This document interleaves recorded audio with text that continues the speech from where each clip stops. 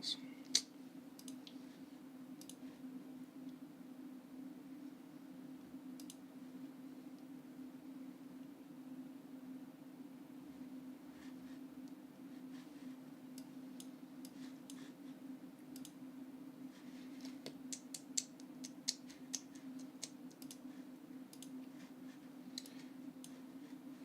The fuck?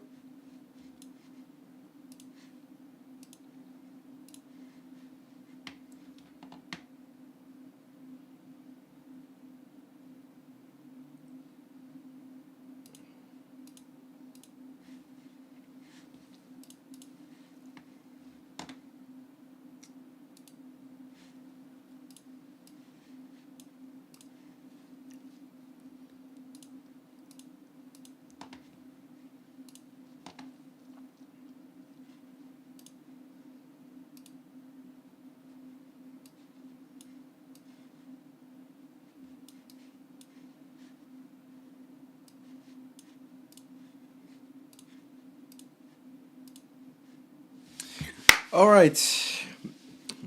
What is up, guys? What is good? What is good? What's popping? What's going? Let me just do something real quick.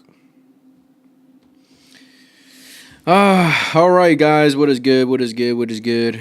Just here to talk some football with you guys. The Champions League is back, so best believe we're here to talk about it. Talk about what's going on. Talk about what's about to go on in this semi-final first leg of the Champions League, which I can't say that I'm excited for because Barcelona are not in it, so I'm a bit disappointed, of course. Just looking at Atletico Madrid being in the semi-final completely and utterly pisses me the fuck off, but what can we do? What can we do? We can just move on, learn, and of course, hopefully next season everything goes well, but it's tough, man. It's tough to still not be a part of that right now. Hold on. Okay, we're gonna do real quick. You know the vibe. You know the scouts with the guys. You know the scouts with the guys. All right, let's get rid of that. Oh, but man, so yeah, that's what we're gonna talk about today, boys. We're just gonna quickly talk about the Champions League, get my opinions on all that, and get into it.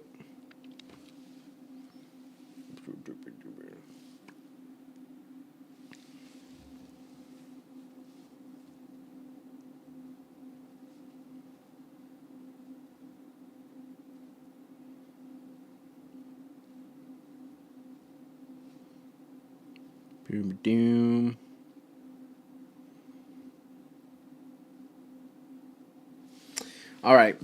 Let's get into it. Let's start this conversation off, boys. Of course, the semifinals is going to be mañana.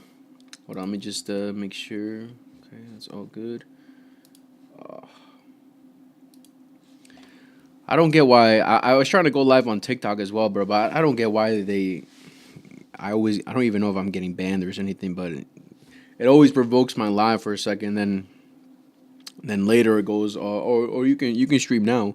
2 days later, I'm like, bruh, really?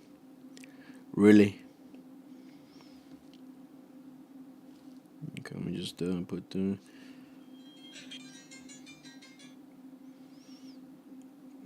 I think we should be good. All right.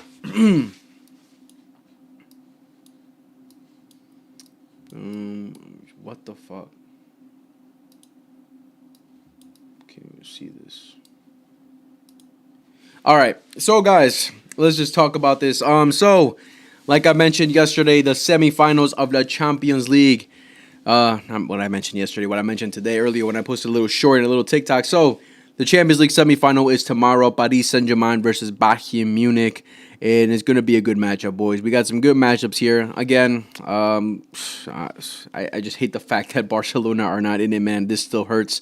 The fact that we're not in the semifinal and Atletico Madrid are, bro, it hurts so bad. But like I mentioned, all we can do is move on, continue with life, and hopefully next year the problems can be fixed with Barcelona, and next year we can hopefully win the six. We'll see. The six is still something far-fetched right now. But, hey, We have to live and learn. But right now, as we all see from the semifinals, Bayern Munich versus PSG tomorrow, where PSG are going to host Bayern Munich at the Parc des Princes, and on Wednesday, Atletico Madrid versus Arsenal for the first leg at the Metropolitano. So again, some very interesting matchups right here, and I'm excited. I will be streaming both games as well because as much as Barcelona are in it, this is just not strictly about Barcelona only. You know, it's obviously for the moment, for the main part, like I say, a good 80% Barcelona, but the other 20% we also want to talk about football. We always want to talk about what else is going on. So of course I want to still talk about these Champions League matches, and still some great matchups to see, especially this one that's going to happen tomorrow. But let's start off with Atletico Madrid versus Arsenal, man. Let's start off with this game right here because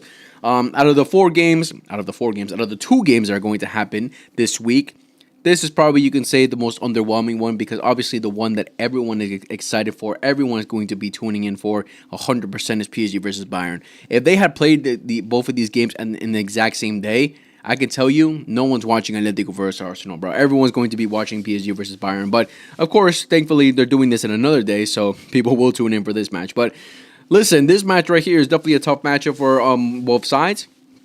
I think mainly for Atletico Madrid, because Arsenal, as much as in recent form, they've not been looking the best, especially in the league and their league cups. They've not been looking the best. They're looking like they're fumbling it, right? They're completely fumbling it. They're still a team that is well organized, that has an idea of how they want to approach and play football, approach teams. Arteta has shown that he is a good tactical manager as well, that he can set up his team pretty well at times and come out on top for the most part, especially in this Champions League campaign where, if I'm not mistaken, they haven't lost a single game this Champions League campaign. I don't think I'm wrong on that. I may be mistaken there, but I can't remember them losing a single game, because they practically won every single game. They beat Leverkusen over 2 games.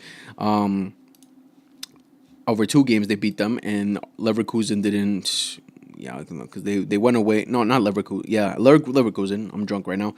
So, Arsenal didn't lose a single game in the league phase. In the knockout rounds, Arsenal defeated Leverkusen 3-1. They tied 1-1 away at Leverkusen, 2-0, and then boom. Yeah, so Arsenal are undefeated in this Champions League campaign. So they've been doing well this Champions League campaign. So, like I said, in the Champions League, Arsenal have been killing it. They've been absolutely killing it. And, of course, they want to continue that streak and get to the final of the Champions League. While with Atletico Madrid, they've been on and off. Of course, they didn't finish top 8 in this year, and of course now they're in the semifinals after eliminating the likes of Tottenham and again Barcelona. Unfortunately, yeah, they fucking suck so ass. I still can't believe Atletico Madrid are there, but hey, well, what can we do? But obviously, the advantage for Atletico Madrid, since the first leg is going to be at the Metropolitano.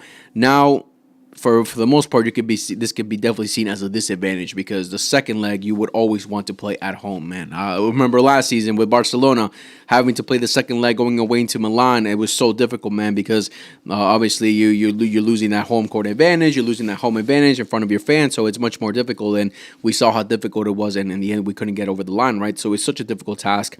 Looking at last year's semifinals as well, it was PSG versus who was the semifinals last year? It was PSG and Arsenal. Arsenal, obviously, where the first leg was played at the Emirates and the second leg was played at the Parc des Princes. So obviously, playing the second leg at home is a clear advantage for sure. It's definitely an advantage for the team that wants to get through for sure. But hey, so at the Metropolitano is going to play for the first leg. Atletico Madrid have the advantage for this game in that sense. Is it a major advantage? I don't know, man. I really wouldn't say so, because the Metropolitano is a cute stadium. It's a cute stadium. They got some. They definitely have some atmosphere. The fans definitely back them. What I'd say, it's a fortress, that it's impenetrable, that you can't win over there? Hell no. Barcelona have won over there multiple times. Other teams have won there multiple times. The likes of Bodo Glimt going away to them and beating them as well. So it's not like the Metropolitano is a fortress, but it's also a matter like you're thinking about how much of the fans are going to back Atletico Madrid in that game, and Atletico Madrid are going to be absolutely motivated, because the main clear objective in this game for Atletico Madrid is to try and kill off the tie in this first leg, because them going away to the Emirates without a favorable result, I just don't see how it can happen. I really don't see how it can happen, man. These guys already played each other this season, where Arsenal absolutely smashed them 4-0. at the Emirates, absolutely destroyed them. Again, I remember watching this game, and the only player that I can give any type of credit from Atletico Madrid was literally the only guy who got a green rating here for foot mob, Julian Alvarez. He was literally the only player that put up a fight that's shown that he was giving problems to Arsenal. Really, that's it. He was a one-man army, while the rest of them were absolutely terrible. Obviously, when you're looking at the team right now, when you compare this team to what they're going to go up with in this clash for the semifinals, it's going to be a couple changes for sure. And also, you got to think about the form that Atletico Madrid have picked up in the second half of the season, because this game was very early on. This game happened in when did it happen? This game happened in October, so it was a long way ago where Arsenal were absolutely killing it in the league, in the Champions League, and everywhere. Atletico Madrid were complete and utter garbage at the beginning of the season. We saw how they were dropping points week in, week out in the league, in the Champions League, not doing any better.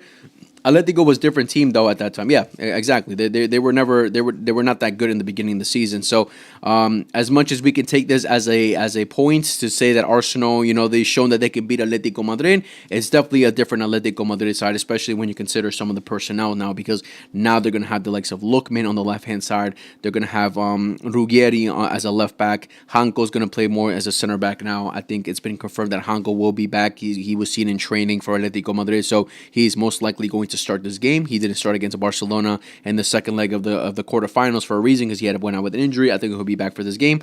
Antoine Griezmann's going to probably most likely start in this game for sure. We've seen how important he is. And in the midfield, we're going to probably see a little Llorente or a Cardoso in the midfield. That's definitely going to be the main interesting choice that we're going to have to see with what Diego Simeone is going to line up with, because no Barrios yet again, man. This guy, he's gotten injured yet again for Atletico Madrid, and everyone that's been seeing Atletico Madrid throughout this season has seen how important he is for Atletico Madrid. So that's a big loss again for Atletico Madrid, with the likes of Barrios not being available. Yeah, when we played them all those times that we played Barcelona, he only played us in the beginning of the season. He didn't play us throughout these Copa del Reyes or in the Champions League at all, because he's basically been injured. And even in the league game that we played them in April too. So yeah, Barrios, I don't know what's going on with him, man. He just comes back and immediately gets injured yet again. So this is probably most likely with what Diego Simeone is going to line up with on Wednesday. Lookman, it's been confirmed, not confirmed, but nothing has been confirmed that he won't be out from this for this game. Group stage games are never a good indication of how teams will play in the KO rounds. Yeah, for the most part, yeah. It gives you an idea. Again, it gives you an idea of how both teams will set up against each other and play against each other. But nah, you're right. Going from the form from where they were at the beginning of the season to where they are in the crunch time of the season is definitely different, right? A lot has changed for Arsenal and for Atletico Madrid. You can say for Atletico Madrid, it's changed in the positives, where they played much better. They look much better. They look more compact in the defense than they were at the beginning. And Arsenal, you can say they're taking a little dip in form, but still in the Champions League, they've shown that they're very resilient and win most of their games. And again, going undefeated. Atletico will have to be killers in front of goals, because they will have very few scoring opportunities. Now, that's something I definitely want to get into for sure. But yeah, look, I think this is exactly the lineup. Again, I think Hanko will be starting as a left center back. It's been I saw a report that he's back in training, so he's most definitely going to probably start as a left back over Lenglet, because if Lenglet starts, that's a big problem right there for Atletico Madrid. And Lookman will be starting on the left hand side as well. Lookman was seen in training as well.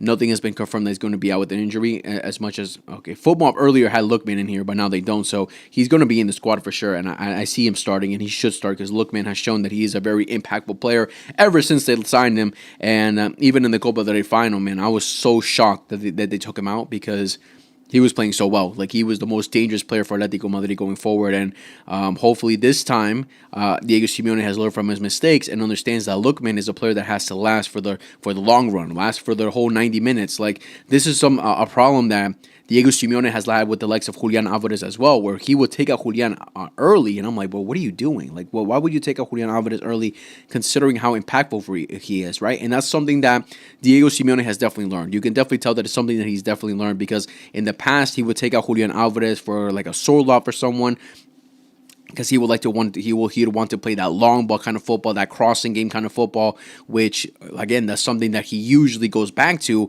with what he initially plans to play with doesn't work, right? So But I think that's something that he's definitely learned with Julian Alvarez, and hopefully he learns that with the likes of Lookman too. Because listen, if you take out the likes of Lookman for the likes of Nico Gonzalez, like well, that makes you question him for sure.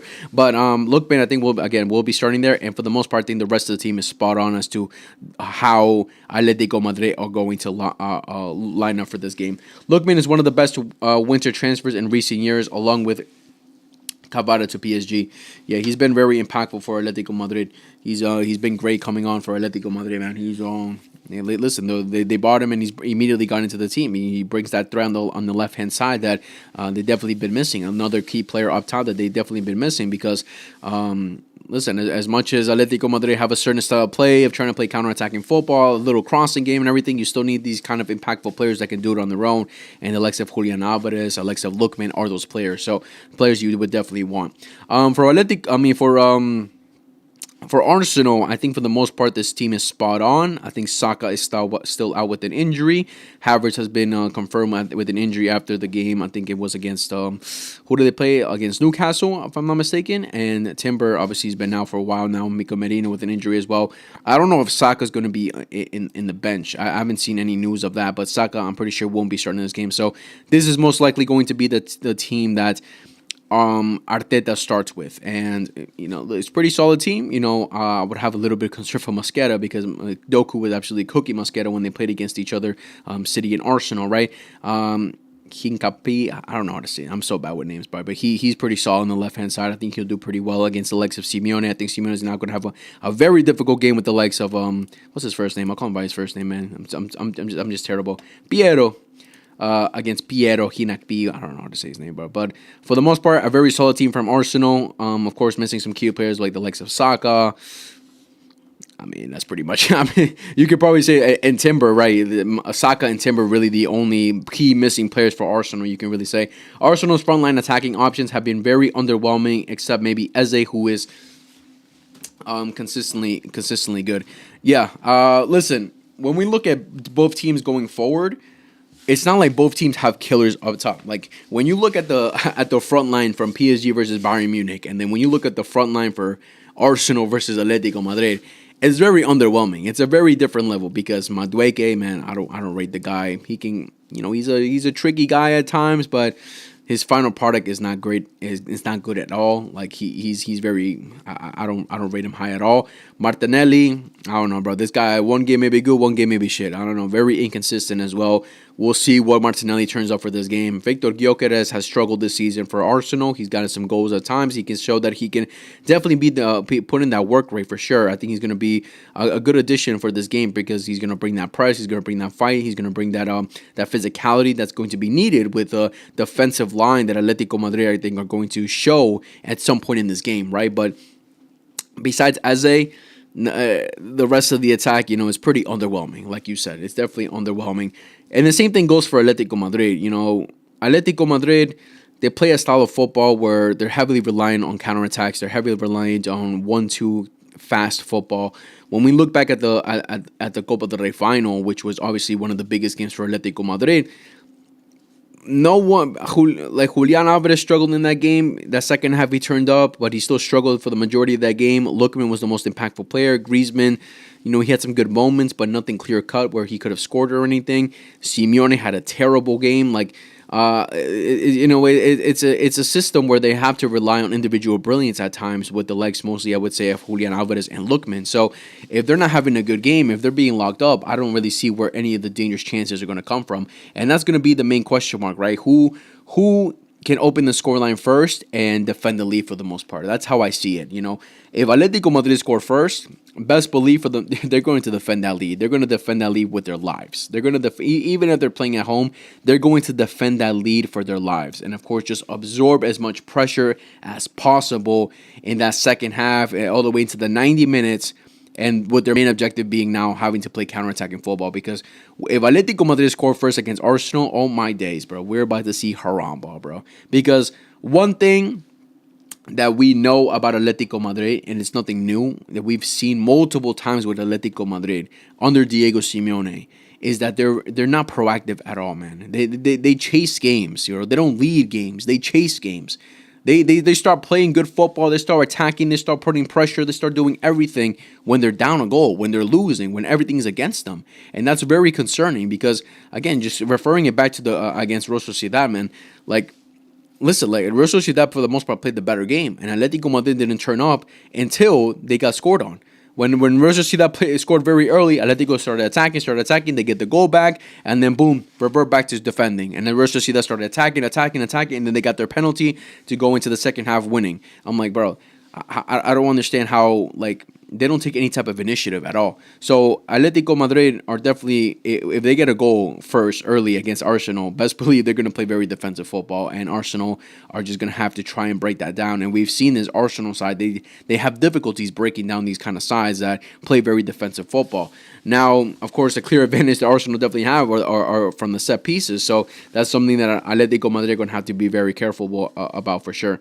Now, I think the main key takeaway for this game is definitely going to be the mentality factor, man. I think the mentality factor is going to be the number one thing for both teams. How Atletico faced a team as ruthless as Arsenal in their passing, counter-pressing recently. I feel like Barca is a bit more dysfunctional. This season, I mean, who have they played in the Champions League? They played Arsenal. They played Liverpool. Trying to think, I can't think of any other big team that they really played in the knockouts. They played us and Tottenham, really. I mean, yeah, they haven't really gone up against like the big boys, you can say, like PSG or Bayern or anyone like that. So I guess not. I'd say Arsenal are definitely the first big team that they're really going up against that, have a clear idea of how they want to play. Are very, they're very organized. They know how to pass. They know how to break down teams when obviously they're on their game for sure. But I think this is definitely going to be a huge test for Atletico Madrid because. Listen, Barcelona's main problem against Atletico Madrid is making them look so good, bro. We made them look so good. We hyped them up. We hyped them up so good, so much, man. Because we're the way that they play against us, man. It's our kryptonite, man. They just break this down so easily because of how high we play. But Arsenal are not going to do that. They're not going to play that high. They're not going to lead or at least not get exposed as much as or as easily as Barcelona do. So. That's something that Atletico Madrid is going to have to definitely figure out because Atletico Madrid have definitely shown also when they go up against the teams that defend, that know how to defend well, that they set out very well defensively, they struggle too. That's why they have been so shit in the league. That's why they're 22 or I forgot now, 20 something points behind Barcelona in the league. That's why they're so far off in the league because when they go up against these La Liga sides that defend, that going with the objective to defend, they struggle. They can't break down teams like that, bro. They don't have those outlets to break teams like that down. Yes, they have Lookman and Julian Alvarez that can have these individual brilliances, but for the most part, they can't do it at a consistent basis where they can just break down teams because they're that fluid or their football is that fluid. Because Diego Simeone at that point, when he's going up against a defensive team, bring on Sorloth, play the crossing game. Against Real Sociedad in the final, the only reason they got that goal is because of an individual brilliance from Julian Alvarez to score a banger the way he did.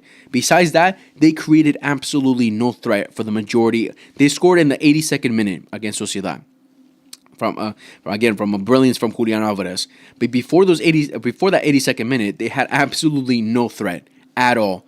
They started creating more threat after they got their goal back because Real Sociedad started to attack now. They weren't playing as defensive. So Arsenal they set up well very defensively with their mid block, with their low block, and that's going to give Atletico Madrid a lot of problems. That's going to give them a lot of problems. Unless Julian Alvarez and Lookman have a game, I really don't see how Atletico Madrid can really break down this Atletico Madrid side, man. I really don't see it. I mean, this Arsenal side, I should say. I really don't see how they can break down this Arsenal side, man. Our Arsenal are just so compact. They know how to defend well. They set up so well. Everyone understands their job and their role in this team. And this is why I have Arsenal as the favorites. To get over in this game. You really need a Czech-like profile to generate chances against a compact team like Arsenal. Exactly, bro. That goal that Cherki scored against Arsenal, man, that's just individual brilliance, bro. Just so technically gifted, where you can just run through players with ease, man. So, listen, Atletico Madrid, I think they're going to heavily struggle in this game. I think they're going to start off with as much intensity as they can in the first half, of course. The first couple minutes, like first 10, 15 minutes, because they're playing at home, so they don't want to disappoint their fans. But when Arsenal absorb all that pressure that they're going to receive from Atletico Madrid in the first couple minutes, then they start getting into the game. They start getting into their rhythm. I think for the most part, Arsenal are going to then dominate, and then Atletico Madrid are just going to play the waiting game, the defensive game, where they're going to have to play counterattacking football at that point. And again, the physicality and the level that we're seeing from Arsenal, they know how to come back. They know how to track back well. They know how to reorganize themselves, reshape themselves well, where they can just stop any type of counterattack from the likes of Atletico Madrid. This is why I have Arsenal as the favorites, and I think they're going to come out on top in this game and in the whole time in general. Big up, man, brother. We are all Arsenal here, right? 100%, bro. I'm not supporting no Atletico Madrid, bro. I could care less about Arsenal, bro. Listen, I know I make fun of Arsenal. I hope they bottle the league. That would be hilarious. That would honestly be hilarious, because I just love watching those reaction videos from Arsenal fans after games. It's just so funny to me. But when it comes to the Champions League, as much as Arsenal I see as the favorites and can get through to the final and potentially win the Champions League, either one of these teams, I just don't see them getting over the line in the final against a Bayern or a PSG, bro. I think we can all agree that the winner's on the other side. I don't think the winner is here. The winner's on the other side right now of this Champions League. That's why, like, hey, whoever gets to the final from here, I don't really care. I don't see them any of these two teams getting over the line overall by the end of this campaign to become Champions League champions. I just don't see it happening. Arsenal press really high when they are in your half, but are really good at tracking back when you try to hit them on trends. Exactly, man. That's the difference between Arsenal and Barcelona. When we try to track back on transitions, we suck, man. We're so slow. We're not fast enough. And we play very high as well too. But Arsenal, the likes of Bayern, how I see them recover, how I see them track back, man. They're so physically, they're so well physically, man. They know how to track back. They're so quick as well, man. They know how to recover so well. This is why I find it so difficult for Atletico Madrid to really create many chances. I think they will for sure. Maybe a little individual brilliance from Lookman and Julian to cause some problems for Arsenal's defense, but for the most part, besides that, I don't see anyone else. Do you understand the Alvarez hype, by the way? This guy scored a free kick and ghosted in both legs against us. Listen, Julian Alvarez, when he comes for the most part, when Julian Alvarez has played against us, he is definitely ghosted. But I don't blame that more on Julian Alvarez. I blame that more on the style that Atletico Madrid play, where he has to defend for the most part, because for all those times that we played against them, we control the majority of the possession. We were on top of them for the most part, where they were just playing the counter-attacking football kind of way, right? That's what they were going up against us, right? And Julian Alvarez was just forced with the task to come back and defend. So I don't really blame him. I think when he plays for a more fluid team who have a better style of play, a more attacking style of play, he'll look much better. But I think it's because of Atletico Madrid for the most part. Do you see Lucho? Did you see that Lucho didn't even recognize Atletico Madrid but mentioned all three semifinalists as best in the world? It was funny. Yeah, because Atletico Madrid are not best in the world, bro. When you're 20-something points behind in the league, when you lost your biggest potential of winning a trophy this season in the Copa del Rey, Supercopa de España, you've been lost. Come on, bro. How can anyone recognize you as the best in the world if you've been very inconsistent throughout the majority of the season? Yes, now in the final parts they looked better and they gotten far as much as they have, but no one's saying that Atletico Madrid plays such great football compared to the Bayerns or a PSG and even Arsenal for parts of the season. Hell no. A final is always a different beast. Teams tend to play more conservatively and rely more on set piece typically, which favors a team like Arsenal. Yeah, in a final, yeah, most two teams are not going to play, not confident, but they're not going to, take, I guess, many risks, because risks in a final can be very deadly if you're not on it, if you don't get it right. So yeah, they play more conservative for sure, but I still think, man, PSG and Bayern, man, the firepower that they have, man, it's too good, man. It's too good. And both teams have had winners. When you look at this Arsenal side, who of these Arsenal players are winners? None of them have ever won a Champions League, so they don't have that experience. Where PSG, their whole team already has that experience of winning a Champions League final. They know what they have to do to get over the line. Bayern Munich, I mean, under Vincent Kompany, they don't have the likes of winning the Champions League, but there's some players in there that have won the Champions League, like Kimmich, like Alfonso Davies, Manuel Neuer. Who else? Who else won the Champions League with them? I'm trying to think. Musiala, Gnabry. So they have those players that know how to get over the line, while Arsenal really don't. I actually feel that Atletico will struggle a lot. So we're shit. So as we are shit defensively, and we went into self-destructive mode against Atletico and UCL. Man, it's just how it be, bro. That's just how it be, man. Barcelona shot themselves in the foot too many times against Atletico Madrid, bro. Too many times. Again, anyone that rates Atletico Madrid, they rate them because of the games they played against us. That's practically it. That's practically it. Because you can't say you rate Atletico Madrid because of everything you've seen throughout the season. If you were really to really judge Atletico Madrid for what they are throughout this whole season, you wouldn't rate them at all. You really wouldn't rate them. But we just made them look so good in this Champions League, especially, that everyone's like, oh, they're a top contender. They're a force to be reckoned with. Oh, no, stop. I think Arsenal. I mean, Arsenal still obviously have to do their part and be very on it. You know, they could be potentially bozos and pull a Tottenham when Tottenham went away to Atletico Madrid and completely fumble it and shoot themselves in the foot and give it to Atletico Madrid. But I don't see that happening, man. Who are we rooting for in between Bayern and PSG? I'm going for Bayern, bro. I want Bayern to win. If I was to pick a winner throughout this whole Champions League that I wouldn't have a problem with, blah blah blah, I would give it to Bayern Munich. That'd be fire if Bayern were to win it. We really don't care much about Bayern. PSG, I got a little beef with them because they be cooking us in the Champions League. I can't lie. And Atletico, obviously, I don't want them to win. And Arsenal, I mean, it'd be annoying if they won the Champions League because their fans would, never shut up. But at the same time, I really wouldn't massively care. But if I was to pick a team to win it, I'd support Bayern Munich to win it all. But again, guys, to finish off this tie right here between Atletico and Arsenal, the main number one thing is definitely going to be the mentality factor.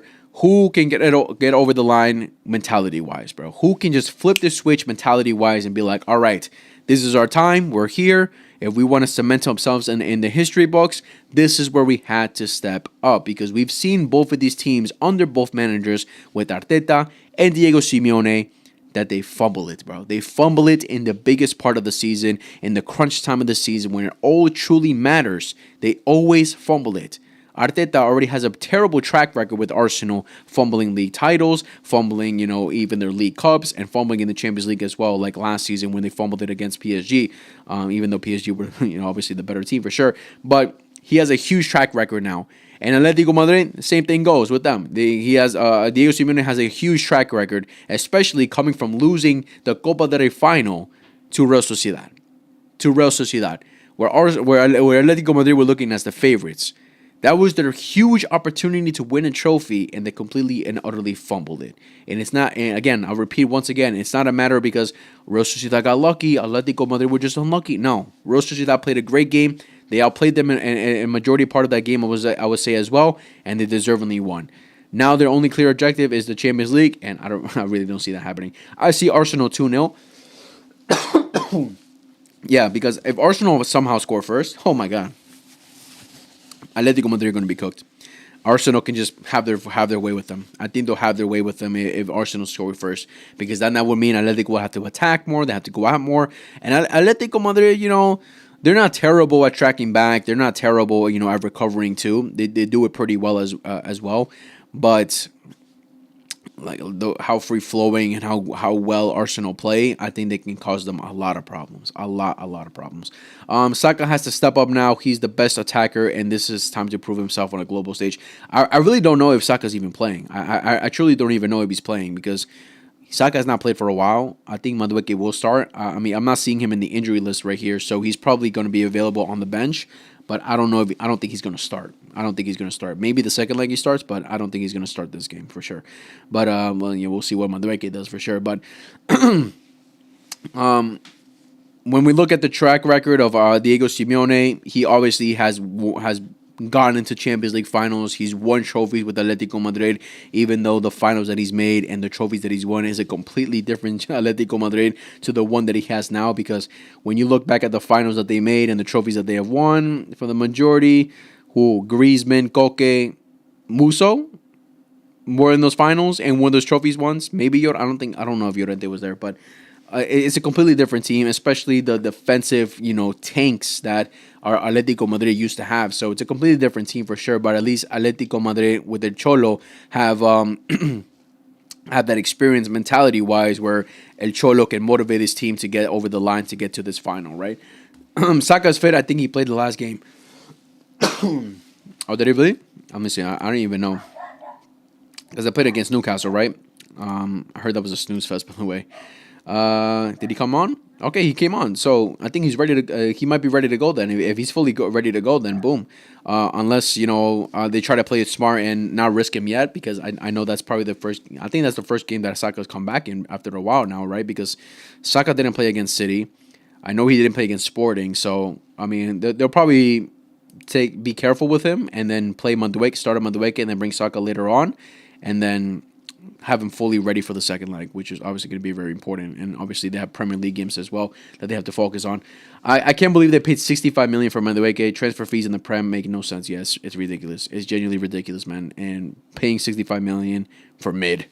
They actually had an amazing defense back in the day. Godin, Miranda, Felipe Luis, Juan Fran, those guys knew how to suffer. Exactly, bro. Exactly. So you could give the advantage to Diego Simeone in terms of, he has that mentality of knowing how to get to finals, getting over the line and getting to finals in the Champions League especially, and winning trophies that he's won in with Europa Leagues and league titles with Atletico Madrid.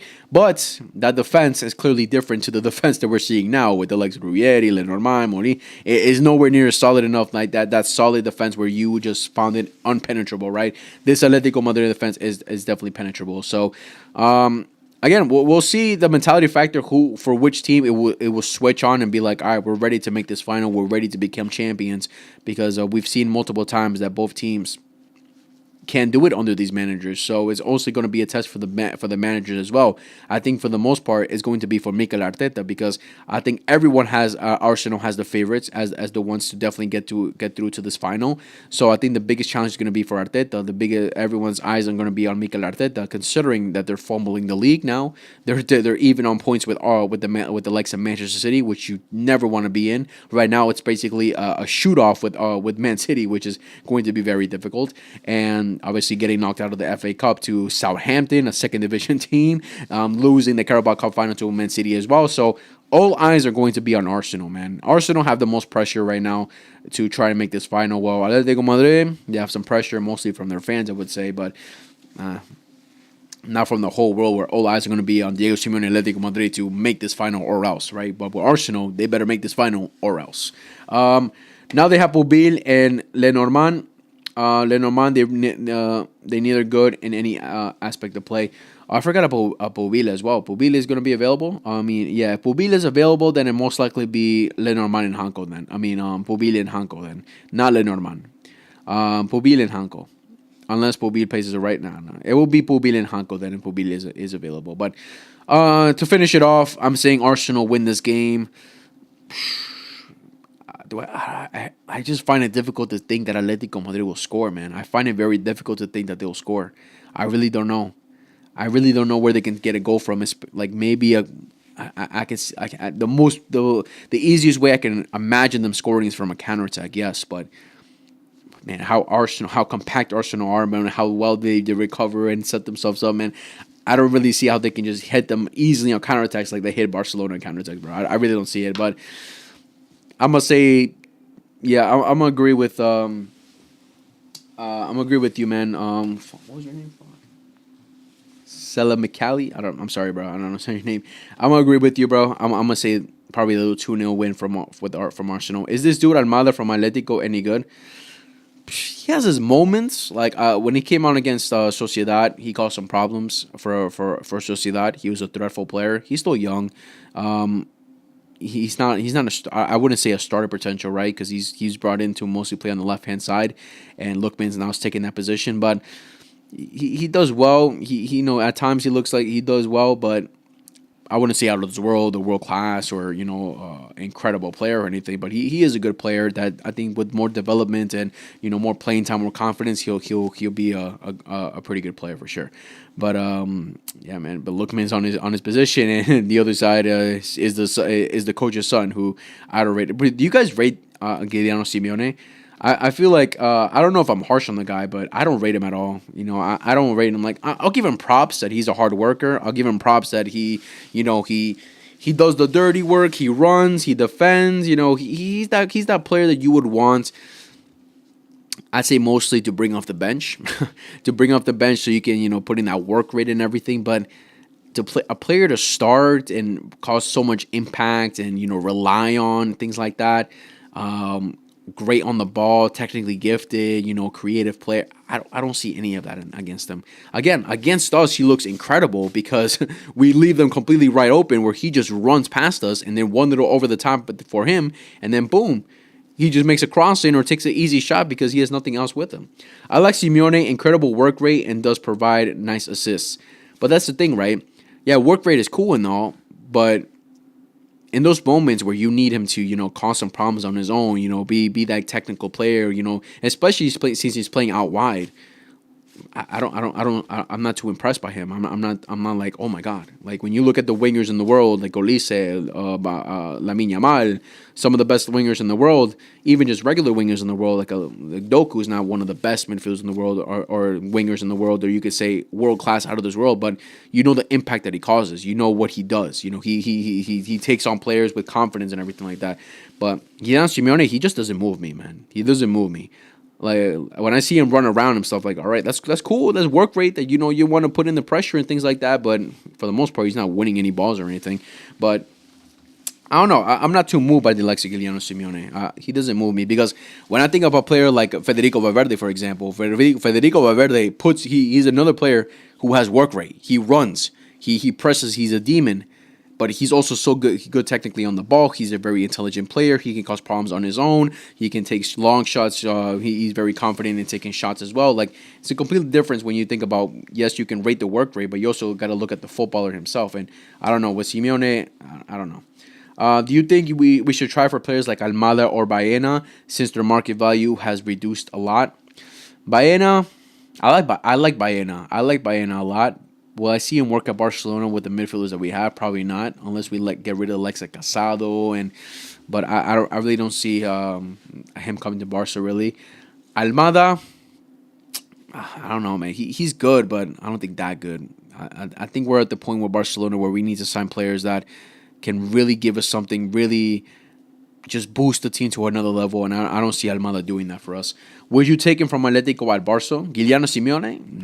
Nah, I wouldn't take him. I wouldn't take him. Listen, again, I like the work rate. I rate him on that, but I mean, like, bro, I don't see him being any better than a Ferran Torres. I don't see him being any better than even a Rudy Bargia or anything. Like, I really don't see him being levels above them or anything like that. Like, again, the work rate is the main thing from the guy, but no, not for me.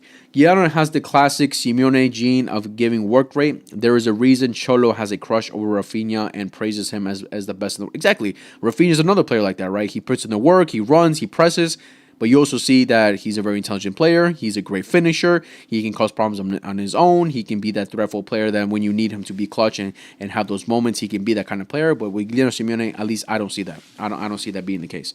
And when he has a stinker, he has a stinker. He has a stinker. In both legs in the Champions League, besides winning that red card, what else did he really do? No, nothing. Nothing else. Nothing else. I mean, he scored a great goal against us in the league. Yes, he scored a great goal. That was a great touch and everything. But I don't know, bro.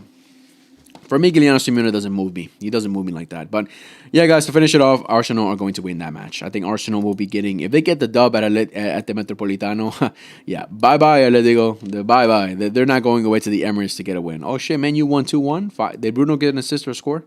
Please tell me he did. Oh, Bruno! I have him in my fantasy, so I need him. I need my guy to turn up. I need him to turn up. Who is the available starting defense for Atletico? I think it's for the most part the one that we saw. I think it's the one that we saw. And Hanko will be available. I'm not sure. I haven't seen anything in Pool B. I'm shocked that Pool B is not starting. I think Pool B is available, but Hanko will be available. I think if Pubil is available, it will be Pubil and Hanko. Hanko did training, so he'll be available. But if Pubil isn't available, then it'll be Hanko and then Normal. Lenglet's not starting. There's no way Lenglet starts. If Lenglet starts, oh, bye Arsenal, bye Atletico Madrid. There's just no way Lenglet starts. But he's trash. He's so bad. But yeah, I still think Arsenal are gonna get over the line.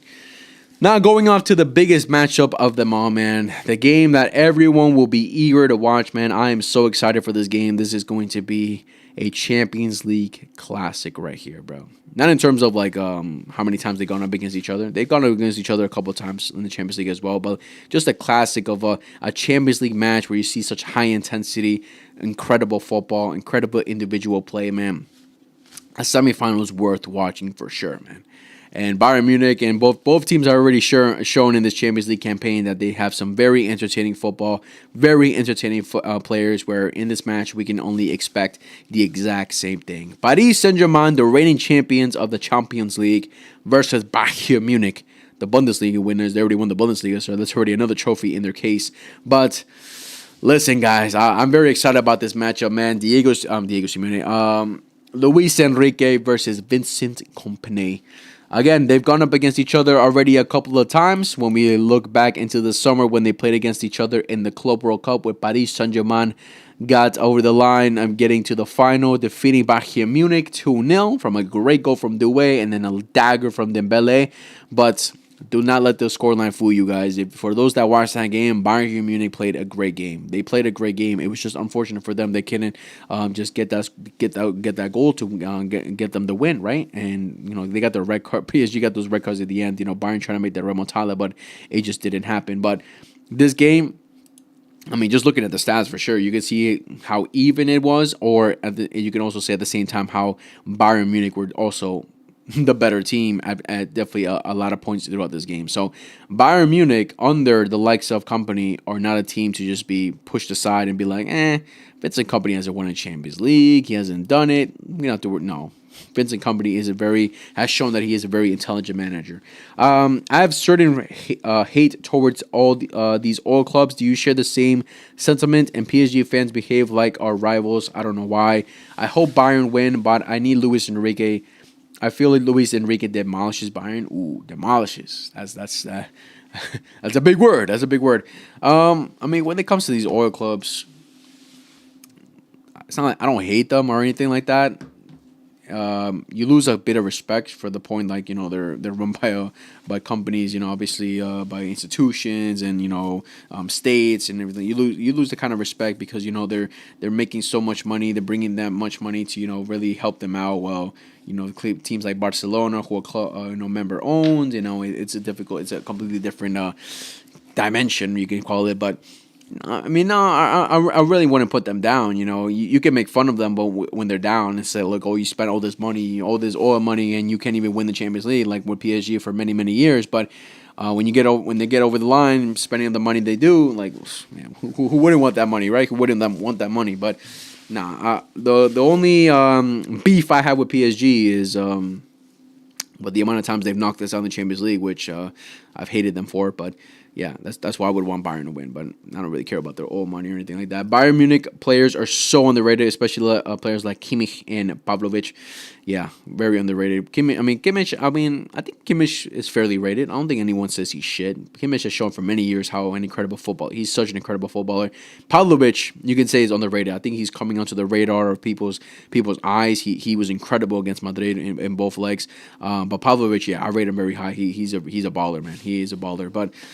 One thing that we can definitely agree on, I mean, obviously the second time Kompany and Luis Enrique have gone up against each other was right here when they played against each other in the league phase, where Bayern Munich got a victory over Paris Saint-Germain 2-1. Luis Diaz getting a red card before halftime was definitely a big bummer for the likes of Bayern Munich, because if he didn't go down and obviously them going down to 10 men, this could have probably been a different game than the way it ended off. But in that first half, Bayern Munich were the most dominant team. They were the better team. They got the better over PSG, which was definitely shocking because you would think PSG would do better. But nah, Bayern Munich absolutely cooked them. But That's the main takeaway that we can take from this. Bayern have a very weak bench, by the way. They have only Jackson as an attacker there. Yeah, when you think about it, they have Jackson, they have Musiala to bring off an attack. I don't know if that Carl guy is back. Is he back? That Carl kid? He's a pretty baller. He's a baller now. He's still injured. That's crazy. What? Gnabry's injured too? Out for the oh shit, Gnabry. We're not even talking about. Damn, I didn't even look at their injury list. So Gnabry's out. Damn, that's a tough one. That is a tough one. Carl was still out. Damn, bro. And obviously, company suspended for the first game. Damn, bro. You're right, man. They don't have much. So Musiala is most definitely starting this game now. Okay, I thought I didn't know about the injury to the likes of Gnabry there. But again, Kimmich is underrated. It took years for Bayern managers to realize he's not a right back. Bayern destroyed PSG in the first half. Marquinhos' Boza moment helped them, but still, I think PSG have clicked since then, though.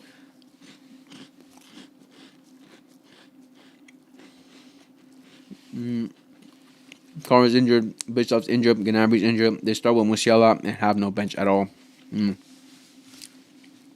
That's why, for the most part, you can say that PSG definitely have the clear have a bigger advantage on that case. But again, one thing that Vincent Company has definitely shown is that he doesn't respect PSG. He doesn't respect the likes of Luis Enrique in a footballing stance, I should say, or on the pitch, I should say, where he's not going to let his team shy away and be like, oh, okay, let's respect them. Like, they're great on the ball. They're great. They have great players, guys. We have to be careful. No. No. Vincent Company has shown in the Club World Cup, when they have faced each other in the league phase, that he is going to go after them, bro. He's going to go after them and try and go for the kill, man. He's going to make his players go out there and absolutely dominate the game as much as they can. Not allow PSG to play their game, because if you allow them to play their game, guess what? You're absolutely cooked. Bayern should have been 5 up in the league phase in that first half. Exactly. They were absolutely cooking PSG. Lucho Brace incoming. Luis Diaz is overrated. PSG's bench is pretty good. It's pretty poor too. Outside of Barcola, Doué, the other rotation pieces are not it. Yeah, I see where you're coming from there, but I think it's about of experience as well. A majority of their team, obviously Champions League winners. They have some, Zaire Emery, Mbaye, I mean, this is obviously starting. Zaire Emery, fuck Dro. What did they start in the game? So they rotated a lot in this game then. Zanabri, Theo Hernandez, Lucas Hernandez. They have some Kangin Lee, Gonzalo Ramos. They actually have some pretty good depth. Some good players that can cause some impact for sure. So I wouldn't say their bench is like not stacked either, but definitely better than Bayern's coming off the bench. I love Luis Enrique, but his arrogance is oozing. Arrogance is oozing in that press conference. He said, "There's nobody better than us." He is risking all his aura. I mean, fair enough, man. The guy has confidence. He has confidence. Luis Enrique has definitely shown through interviews a lot that through conferences a lot that he has a lot of confidence for sure. So I mean, fair enough. If he thinks his team is the better team, it's I guess it's understandable for him to say that, considering they're reigning champions. But again, Vincent Company shows no respect to PSG. I think Bayern Munich will be coming out in this game with high intensity to try and go for the kill as much as they can, because as much as PSG are trying to end this game in this first leg to try and get a favorable result going away to the Allianz, going away to Munich. Obviously, Bayern Munich are going in with the same game plan, the same mentality to try and get a favorable result to take away to Munich. And with the firepower that Bayern have, with the physicality that Bayern have, with the clear idea and the style of play that Company has instilled in this team, they can definitely cause a lot of problems for PSG. But PSG, of course, are not a team that's going to shy away and be like, all right, you're coming at us, we're scared now. No, PSG are a team that have shown that can wake up in these moments, especially with the individual brilliance that they have, man. Kivici, Kvaratskhelia, man, Ousmane Dembélé, Doué, bro. But look at this attack force, bro. Olise, Musiala, Luis Diaz, Harry Kane, Kvaratskhelia, Dembélé, Doué. Oh my God, bro. We're about to see a game, bro. A game. I was surprised how easily Real Madrid could bypass Bayern at press. To be honest, maybe Bayern were not locked in that last game. Yeah, at the Allianz, it was a bit confusing as to how at times Real Madrid would come at them. But at times, but for the most part, you would say that Bayern Munich were definitely suffocating them at points where there were definitely times where Real Madrid struggled, but there were also times where they got through them, right? So that's something that Bayern Munich had to be very careful of because they play very high. I see the likes of Upamecano chasing the likes of Dembele, Kvaratskhelia all the way into their own half. Looking back at that game at the Parc des Princes when they played in the league phase, you guys remember one of the buildups that they had. I think it was for one of the goals, if I'm not mistaken, where Upamecano literally pressed all the way up into their almost to their box. That's how risky Bayern Munich play, but that's obviously with the intensity that they have to try and recover the ball back as quickly as possible, suffocate the likes of PSG, and obviously just be an attacking force that would just come consistently at PSG, where they'll have to struggle until eventually they get that goal with the firepower that they have. Like again, Bayern Munich, with the style of play that company has them playing, man, they play so confident, they play so aggressively, and listen, they're firepower for a reason. They scored so many goals in the Champions League campaign, let alone in the league, for a reason, right? Did Real Madrid really expose that Bayern press in a UCL tie? At times they did. I would say mostly. I would say mostly probably in the first leg at the Bernabeu, because Real Madrid really had a lot of opportunities, but in the second leg as well, they get through a couple times. Real Madrid definitely had their chances. Do you think Luis Enrique's Barca tenure has been over exaggerated since his dominance with PSG? People forget that everyone wanted Lucho out in the middle of the trouble season. Do you think Luis Enrique's Barca tenure has been overrated since his dominance? Probably a little bit. There was definitely a point in that season where Lucho was struggling with Barcelona. I think it's a matter of, he's even shown it with the likes of PSG as well, where there was a period at the beginning of the season where, they were struggle, and then they finally find their form. They finally click in the second half of the season, at the crunch time of the season, which he's done with Barcelona as well. So, maybe that's just like Lucho himself. That's just how he is. Because this season has been kind of similar as well, where at the beginning they were struggling a bit. Now, not so much probably in the Champions League. Probably you could say the Champions League as well. They didn't finish top 8 either, right? So that's just probably the way Lucho has them going, where he starts off slow and then boom, just builds up and goes high intensity in the second half of the season, where they just become one of the best teams in the world, like we've seen with last season with PSG, where again, first half of the season they didn't look great. Obviously they brought in a big signing like Kvaratskhelia, which was obviously a huge upgrade on the left hand side, and then boom, they elevated their game to a different level. People find a way to shit on Hansi Flick with Luis Enrique. Funny how Lucho bought an 80 million defender, Zabarnyi, who flopped completely. There's levels to this game, man. There's levels to the game. Hansi Flick. That's why I don't take any bashing on Hansi Flick, man. We'll have a serious conversation of the disrespect that Hansi Flick has received from Barca fans after a UCL elimination. You're going to be very reactionary. You're going to be obviously upset because you got knocked out of the Champions League yet again, going on a 12th year now, being unsuccessful in the Champions League, and it hurts. No one can deny it hurts. And you can be in the moment pissed off and criticize the team, criticize them, yes. But to then completely forget everything that Hansi Flick has done in his tenure at Barcelona, man, which has been nothing but impressive considering the lack of signings that he's had, having to deal with players who we considered very trash players that didn't belong in Barcelona. Even this season, we're seeing that come to fruition as well.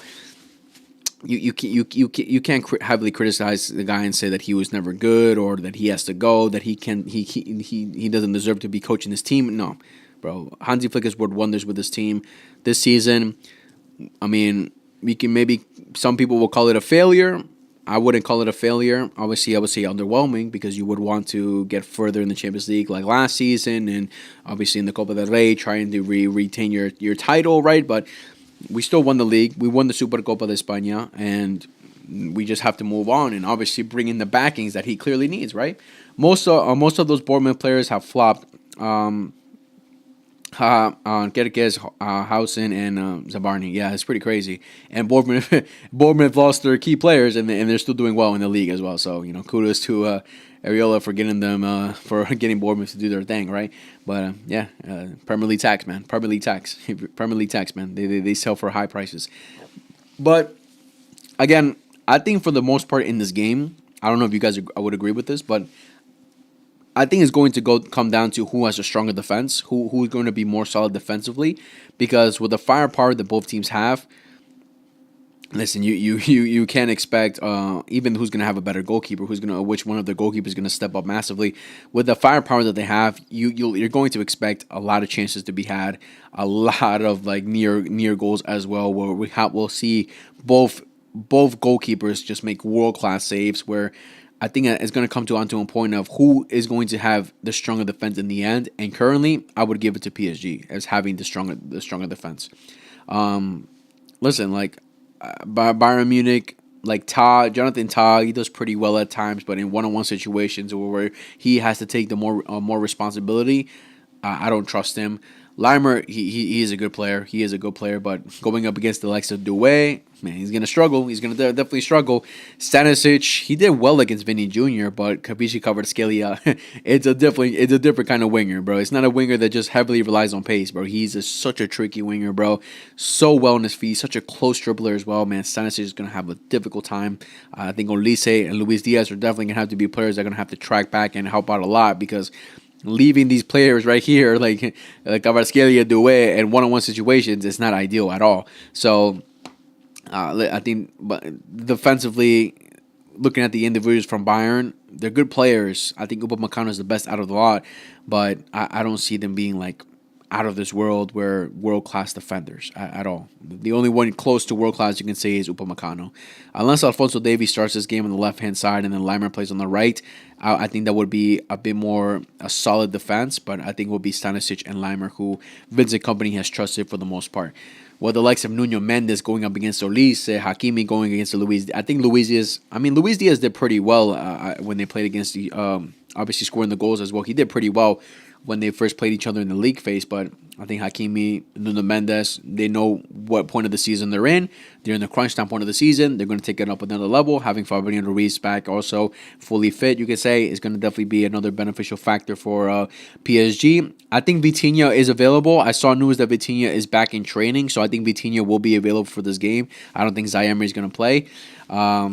So Vitinha is a major, obviously a major. If they had lost Vitinha, that would have been massive loss there for PSG. But I think they'll have him. I see Bayern 2-1 with a similar scenario as in the group phase. Vitinha was injured for a little bit. Ruiz just came back from a 4 months injury, and Marquis has a Boza moment in him. Yeah, I think you've forgotten that the league phase Bayern versus PSG game, Ta actually locked up Dembele, and Upamecano went into a full race with Nuno. Also, Limer was amazing. Yeah, again, but we also got to think about, like we said earlier, with Atletico Madrid and Arsenal, right? Those were different teams. Those were different part of the season, right? Where they played in November, right? So it was a while ago. Where PSG, again, they started off pretty slow at the beginning of the season, but now they turned it up another level where they understand where they are right now. They understand what part of the season they are right now. They're in the semifinals, and best believe PSG are going to want to retain their title, man, and they have a high possibility of retaining their title in this matchup for sure. In where they are right now in the semifinals. So, yes, again, I rate their players. Bayern Munich definitely have a very solid team, still have a very solid defense, but I think in moments, in counterattacks, and in individuals having to step up, I still rate PSG's defense higher. Bacho, he's an incredible defender. Nuno Mendes and Hakimi, when they're on their game, man, they lock up anyone. Nuno Mendes has been injured a few times in the last few months and is struggling to get back to his best. PSG getting rid of Donnarumma was a big mistake, and we will see over these two legs. Good point there too. Donnarumma was another major factor as to why they won last season, because Arsenal went away to them, and Arsenal created a lot of problems. They had many opportunities where Donnarumma stepped up massively. Question: where does this PSG rank an all time if they go back to back? An all time? Shoo. I mean, we're talking about some of the greats of all time, man. We have to put them up there, because winning back-to-back Champions League is not easy. In this what do you call it? In this last 10, 15, 20 years, the only team that's done it is Real Madrid. So it's not easy at all. So they'll be up there, man. And that's just a matter of their fluke. They win the Champions League by a fluke. They win the Champions League by being one of the best teams in the world. Not like Chelsea when they won it in 2021. You're not going to put that team as one of the best that we've ever seen. No, because they won it not only because of, you could say, not just because of a fluke, but they won it off, having good moments, winning it all, cool. They came together to win this one campaign, but then after that, what have they been? Nothing. Well, PSG have shown now in 2 seasons now that they're one of the best playing teams in the world. Nuno Mendes is going to lock up Olise. We're going to see. I mean, Ferland locked up Olise for the most part. Olise against Real Madrid in that second leg really didn't move me much. He had his moments where he had little, cute little tricks in there. But besides that goal, that goal he got at the end, it was just, a little cherry on top after Madrid went out to 10 men. But Olise, for the most part, struggled against Ferland. But Ferland and Nuno Mendes are different kind of defenders. Nuno Mendes is a very attacking-minded kind of defender. Left back, while Ferland is more defensive-minded kind of left back. If they go back to back, do some of the PSG players make the Madrid 3P team? 3P team, there's talking about some different teams right there, but that's a tough one. Maybe Hakimi over Carvajal. I would put that. Midfield: Casemiro, Toni Kroos, Luka Modric, Vitinha, Fabian Ruiz, no, not really for me in the midfield. Pacho, Marquinhos, Sergio Ramos, nah. Up top, Dembele, Kvaratskhelia, Doué, Gareth Bale, Ronaldo, Benzema.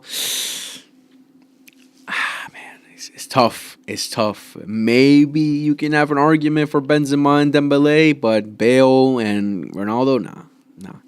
It's tough, man. It's tough when it comes to individuals like that because, obviously individuals, it's tough with individuals. But as a team overall, probably trying to match them out together, maybe you can see a different kind of game for sure. Bayern has an excellent record against PSG. I do see them dominating even at the Parc des Princes. Bayern. I would, obviously these two teams have gone up against each other multiple times in the last decade, and PSG and Bayern Munich have definitely gotten the better over them. Of course, these are definitely different PSG teams from what they are now, right? Even though,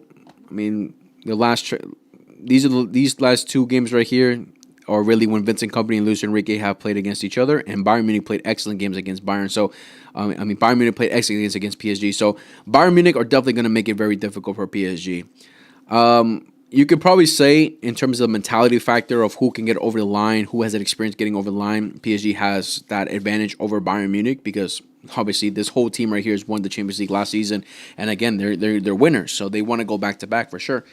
How do you rate these Alvarez rumors? Wait on. PSG definitely rank a lot high in all timers, but do we think about their league actually helping them for UCL? Yeah, it definitely helps now for sure. How do you rate these Alvarez rumors? Do you feel the media is doing this just because upset in Atletico's locker room? No, I don't. Right now, I don't believe it's cute to read it all, but I don't believe any of these rumors about Julian Alvarez, man. I'm not falling for it again, bro. I'm not falling for it again. Oh, Julian Alvarez is Laporta's dream signing. Oh, his dream signing. Oh, his dream signing before was Erling Haaland. Now it's Julian Alvarez. Oh, it's switched up like that. 100 million. Oh, they spent 100 million. Julian Alvarez is open to, because Fabrizio Romano also opened. Julian Alvarez is open. His doors are open to make transfer moves. Blah blah blah. I don't care, bro. I'm not believing any of it unless it actually happens, bro. Even with the likes of any other, even with Bastoni right now, I'm not believing Bastoni right now. Because I got catfished with the exact same thing with Nico Williams last season. Nico Williams, it's all said and done. The player has agreed, blah, blah, blah, blah, blah, blah. And then in the end, it didn't happen. So when it comes to transfer rumors with Barcelona, man, maybe the low-key ones I can say that they're trustworthy because they're not as high profiles as the likes of Bastoni, Julian Alvarez. But these big ones, I'm not believing any of it until it actually happens, bro. I'm not falling for it again. Sergio Ramos is so overrated. Pacho is better. Shoot, I don't know about that, bro. I don't know about that, bro. I think PSG is playing every 3 days until the end of the season because they postponed games, so their decisions are now biting them back. How are PSG in the league? They're still competing with who are they competing with? I forgot now, man. I forgot. Bad with names. With Lens, right? They're still there, right? They're 6 points clear right now. They're 6 points clear. So they have a good advantage. How many games do they have left? They still have 5 games as well as like Barca in the league. 1, 2, 3, 4. They have 4. So they'd have to win basically 2 games to win the league. I'm guessing the goal difference is pretty high as well compared to Lens. let's see, plus 43, plus 28. Yeah, it's pretty up there too. So win another 2 or 3 games in the league, and they pretty much got it secured. So I mean, they have to play Lens as well, away from home as well. That was going to be difficult for. So yeah, PSG definitely still has some priorities. While Bayern Munich basically, I think they won the league already, right? I'm not mistaken with that, right? They already won the league, so they're clear. Yeah, they're mad clear. They're mad clear. So yeah, I mean that's smart. That's smart to bring them in too. That's another factor that can definitely influence this game and how this tie could go, because PSG still have the league to worry about. Unless they would prioritize the, no, they're not going to prioritize. They're a winning team. If you're a winning team, if you're a champione, you want to win it all, not just one tournament. Real Madrid, by Bayern Munich, yeah. Listen, their team is going to suffer with fatigue and their exhaustive schedule from here. I mean, they made some rotations this weekend, right? They made some decent rotations against Angers. Yeah, I mean, they rotated a couple players for sure. A couple players for sure were rotated. Peraldo plays in the midfield. What the fuck? I mean, they made a lot of rotations this weekend and still got over the line. So I'm like, listen, this is why we call the league the Farmers League, where PSG can make these rotations and still come out on top, right? So I mean, they rested a majority of their star players, their big players, so they're coming in fresh for this game against Bayern Munich.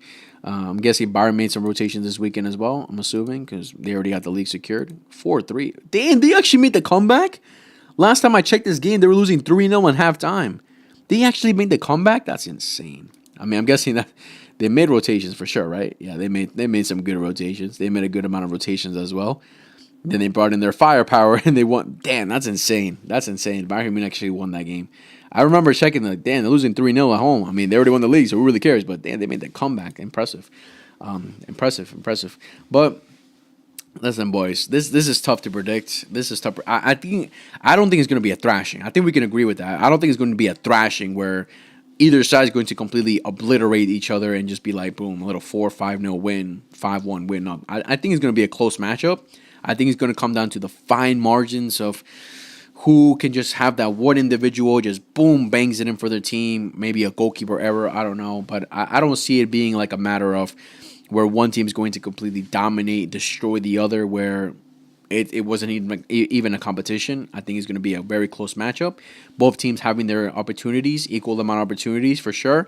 And this is why I'm saying I think it's gonna come down to who has the better defense, who's gonna be more defensively solid, whose goalkeeper is gonna have the better game. Where at the end it has by a 1 goal margin, one of the teams win. And in my opinion, I think PSG probably get over the line. Again, it's in no way to underrate or Bayern Munich or put them down in any way. It's just a matter of, in these close competitions, sometimes you want to look at the individuals. Sometimes you want to look at, who has done it before, and PSG have done it. Harry Kane, he shies away at times in big games. Luis Diaz, listen, against Real Madrid, he got his goals, but there were definitely moments throughout that game where I'm like, bro, what are you doing? Well, come on, I need a little bit more from you. Olise, if Nuno Mendes has a good game, Olise can disappear for sure. So, again, it could be the other way around, too. Leimer and Stanisic can have a great game and lock down the likes of Kvaratskhelia and Doué, cause problems, but yeah, I think the midfield battle is definitely going to be a good one as well. Kimmich, Pavlovic, versus Vitinha, John Neves. That midfield battle is going to be insane, bro. This whole battle in general is going to be incredible, bro. I can't wait. Best wingers from Bayern versus PSG. Who is going to be the unexpected best player from that match? Man, I'm looking at my boy. Bro, he's such a baller, bro. He's such a baller, bro. He's so good, man. He is just so good, bro. I see him just like running through everyone and then boom, just banging it in from out of nowhere. But yeah, I think it's going to be one of the definitely the biggest difference maker for PSG. For Bayern Munich, maybe all eyes are probably going to be in Olise. Mostly Olise, man. Olise is probably going to be the big player for them for sure. These PSG fans were shitting on Pedri for getting that flick. Played him 90 minutes against Espanyol, and he looked tired against Atletico's second leg. Whereas Vitinha has 1 week to rest. What can we say, man? What can we say? That's how it be sometimes, bro. That's how it be, bro. Unfortunately for Pedri, he's had to be overused. We play in a league where we have to compete every single week against Real Madrid. For the most part, we have to compete against Real Madrid every single week, right? Not against Lens. What's a lens? What's a lens to Real Madrid? I'm not shitting. No disrespect to Lens, but come on. Barcelona have to compete week in, week out. Yeah, we're 9 points clear right now, but still, for the most part throughout the season, we still have to get the job done, right? And Pedri has to play every single game, even when he's tired, even when the guy's tired and gassed out. Luis Diaz has those moments against Real Madrid which we used to abuse Rafinha or Rashford if they did that. Yeah, sometimes they look lazy and make some lazy passes, but not being too straightforward with their intentions. Trying to create problems on their own, cause mayhem on their own. Sometimes they have those slow games where you're just like, we need a little bit more. But then they can have those clutch moments where they score those important goals, which is obviously incredible to have. If you can have that one moment, this is when you need to turn up for sure. But yeah, Luis Diaz. So I'm not looking at him as being one of the out of this world players where we can just say he's gonna win this game for Bayern Munich. I'm looking at the likes of Olise, the likes of Harry Kane, even the likes of Musiala to be those difference makers for sure. But from PSG, Kvaratskhelia, man. I'm looking at that guy, man. I think he's gonna have a great game for sure. But overall, I'm slightly putting on. I'm slightly putting it over the line. Again, Vincent Kompany's now also still not going to be there, right? Kompany has 100% confidence in Bayern despite touchline suspension. I mean, obviously, Bayern's still a great team, but Kompany's not going to be on the sideline either. So that's definitely again. And like you guys mentioned, also when we look at the bench. And the bench from PSG is definitely stronger than Bayern's for sure. They have more players to bring on that can cause some impact. Pavlovic is actually underrated. What do you think? Yeah, I like Pavlovic a lot. He's a good player. He's a good midfielder, Brand. He's all over the place. He's all over the place out there. Attacking wise, defensively wise, yeah, he's a great player. How old is he? Is he? I'm guessing mid-20s or something? Early 20s. 21 years old. See, baller, man. Baller, bro. He got some years left in him. For sure. But yeah, Pavlovic, he's a great player. But overall, guys, I think Bayern Munich, PSG would get over the line in this first leg. It's not to say that PSG are going to win the entire tie. When we get to this, after we get done with this first game and we see how it goes, we can definitely have some complete different opinions. As much as with Arsenal and Atletico Madrid, we got to see how these first games go to really conclude who will win the overall tie to get to the final of this year's Champions League. But I think for this game, at least for the first leg, Bayern Munich will PSG. I keep saying Bayern. PSG will come out on top. Again, I think it's going to be by a minimum. I don't think it's going to be like a 4-1, 5-1, at best 3-1. I think at best by a 2-goal margin, but by 3 or more, I don't see that happening. I just don't see that happening. But I think maybe a little 2-1 win for PSG. 3-2 win, something like that, where it could be high scoring, 5 goals in a game, and again, just PSG get a final goal at the end, or just a little 1-0 win. But I think it's going to be by a one goal margin at least, where PSG come out on top for this first leg, and then it will be all decided at the Allianz Arena for the second leg, boys. But yeah, guys, that was my little stream for today. Just the one little hour video. I was thinking about just making a video, but I was just earlier today. But I was like, nah, let me make a little stream so I can interact with you guys, hear you guys' opinion, and see what you guys think about these two matchups for this week's first leg of the semifinals of the Champions League, man.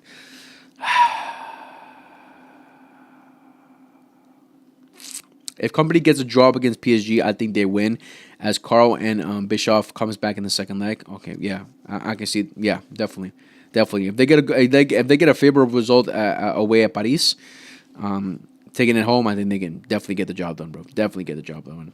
But going back to my sighing, cannot believe it. Cannot believe it. We move on, though. We move on. But hey, guys, that was my stream for today. Again, I will be going live tomorrow for both for PSG versus Bayern Munich. So make sure to tune in for that. Join me for the game, guys. And I'll be live on Wednesday as well for Atletico Madrid versus the Ars. But yeah, we'll see how these games go.